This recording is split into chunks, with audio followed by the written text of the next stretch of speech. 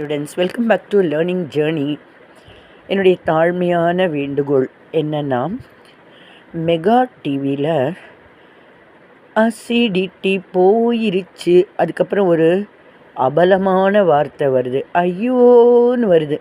அந்த ஐயோங்கிற வார்த்தை வர வேண்டாம், அம்மானு கூட சொல்லலாம், இல்லைன்னா வலிக்குதே அப்படின்னு கூட சொல்லலாம். அந்த ஐயோங்கிற வார்த்தை யாருக்குமே பிடிக்காது. அந்த வார்த்தை எப்போவுமே ஐயோங்கிறது எந்த இடத்துல உங்களுக்கே தெரியும் இல்லையா?